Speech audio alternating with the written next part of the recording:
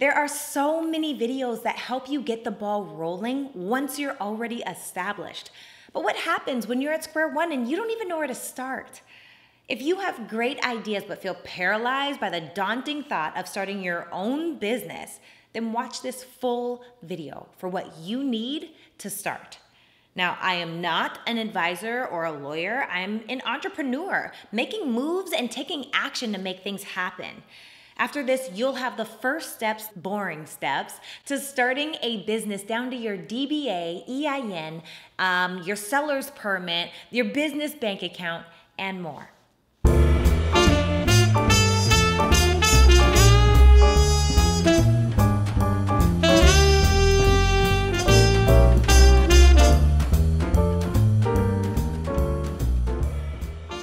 What's up, guys? My name is Sarah Fontenot. Make sure to hit that subscribe button down there and the bell so you get a notification with each new video. Every Monday is new tips, tricks, motivation, and inspiration on how to grow your business. I've been able to grow my business from doing over $250,000 a year to over $1 million a year in just 6 months. Now, that being said, I just started a new brand, as in addition to another, and I love my career and I'll never stop, but I wanted to add something in alignment, something that goes hand in hand with it, right? So it's crazy because this new brand, I feel like an infant baby all over again. Suddenly I feel so small, and at times I feel like all of the work ahead of me feels really big.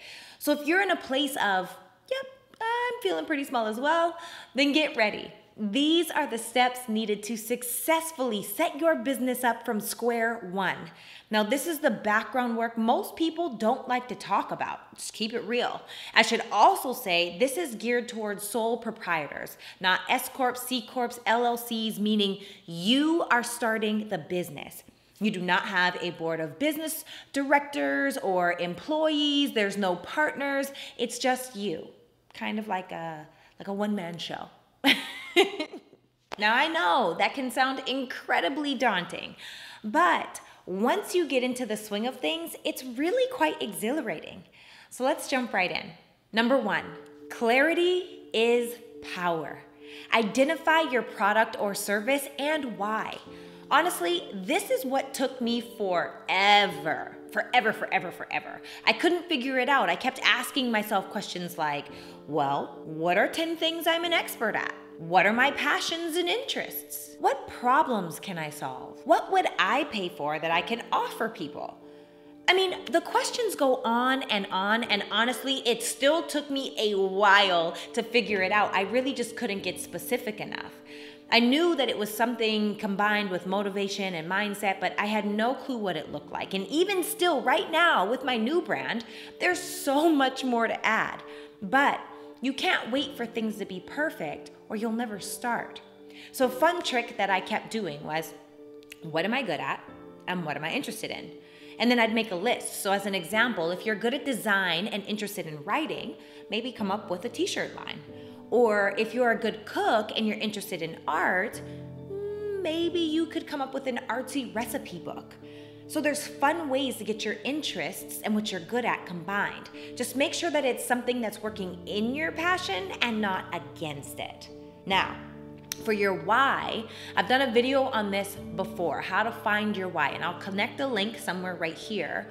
But when you know why you do what you do, you have a driving force that can take you anywhere. It fills you up when you feel like you're empty. It keeps you going when you just want to quit and stop. You've got to make sure to take the time to find your why. And I'm only touching on this briefly because I've done a video before. So make sure to identify what your why is. If you haven't yet, check out this video. Just make sure that it's like after this one. Number two, come up with your name. Now, I know they say you don't need to trademark right away. Some do and some don't, but I personally believe it's better to be safe than sorry. So when looking to see if your name is taken, you can do some soft research. Or you can get in touch with a law firm who deals in trademarking. That's the safest way to assure it's done right. Because honestly, there are so many classes the general public, aka you and me, we don't really really know about. But if you want to take a peek, see if your name is like kind of available, the website is uspto.com, which stands for United States Patent and Trademark Office. I'll make sure to connect a link below. Number 3. So now that you know that your name is available, check on social media platforms and purchase your domain name. When all is said and done, you want to be able to be found across the internet searching the same thing. Have cohesiveness. So my name, Sarah Fontenot. I don't want people to find me by sarah.fontenot on Instagram, sarah__1 on Snapchat, have a website at sarah_fontenot.com. It's just too much. It's too much, and that's just my opinion, but keep it simple. If you haven't yet, check out the video on how to grow your Instagram.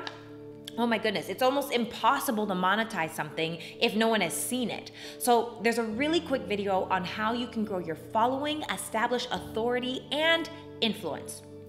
Let's get back to it. Number 4 is file for your DBA. This means doing business as. So if your business has a different name than you, so as an example, let's say I came up with Nike, that'd be awesome.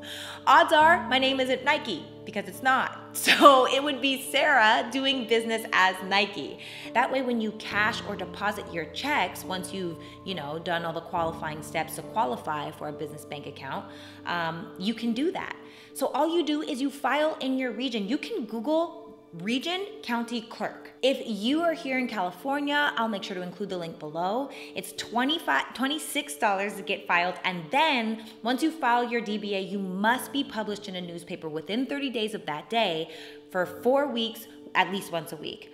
You can do this with the service, like just for convenience sake, I went to the service next door to the county clerk. The price is anywhere from $35 to $185 per week, depending on the paper you choose. Once that's done, you will have your DBA for 5 years.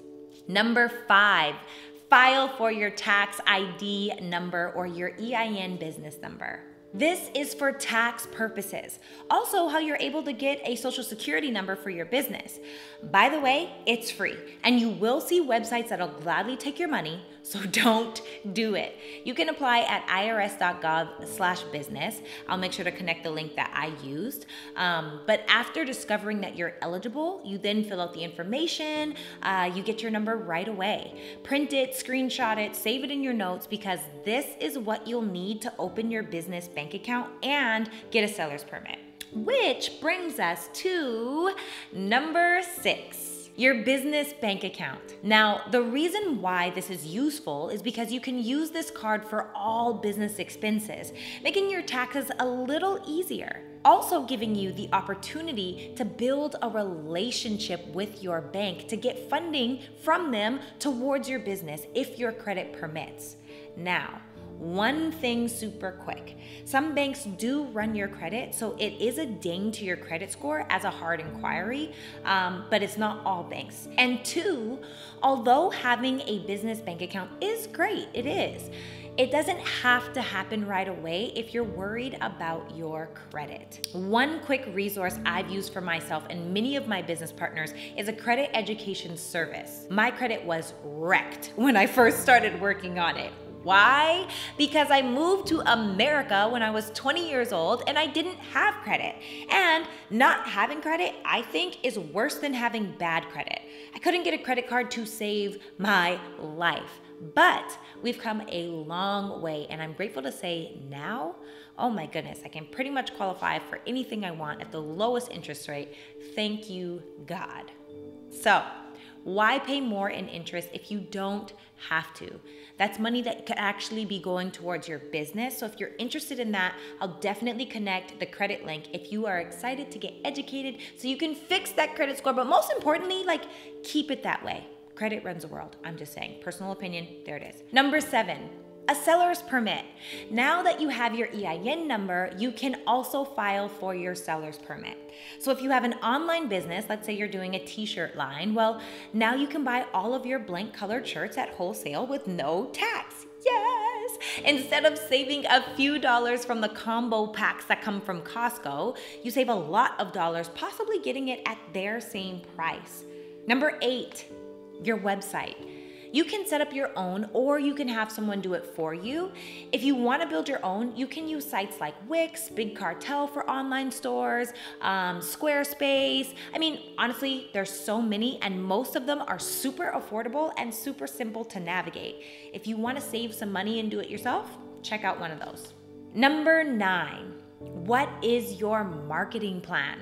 How are you going to get new clients? Is it A to A, A to B, B to C? I mean, how are you going to get your product or service out there? Totally done a video on this too. But when you're starting off on your own, I always tell people, you know what? Reach out to 100 people that you know that love you and let them know you just started a new small business. Now, some people say you shouldn't be selling. Look, if they love you, it's okay to ask them for support. So even just calling or sending a message and saying, hey, I just started this new small business. It's a t-shirt line. I'm really excited about it. Will you support me? It would mean the world to me. Plus, you'll look amazing in my t-shirts, right? It doesn't have to be anything serious, nothing condemning, just out there letting people know what you're up to. And for the people that don't love you, those are the ones that you can tell about it, okay? Yell it from the rooftop. Become that t-shirt person so that people know if they want to link fashion and purpose or mindset motivation or something along those lines, they know they need to go to you. And lastly, number 10, believe. Believe. I promise you, nothing great is easy, and it's not going to come easy.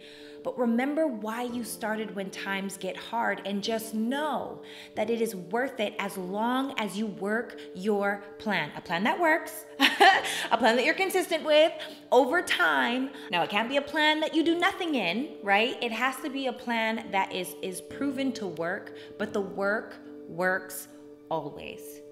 Now, if you're like, okay, wait, but I don't really have a plan, then tune in next week. We're going to go over another boring but essential step in your success, a business plan and how to make one. Also, quick side note, make sure to speak with a financial advisor about how you can write off like some of those expenses that we touched on.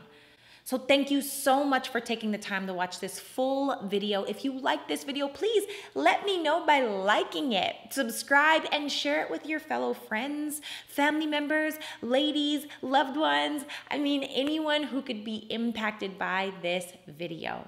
Also, comment with helpful below if you feel like this video helped you whatsoever. It's official. The webinar for social media is launching next week, and I'm very excited about it. A lot of fun stuff in there.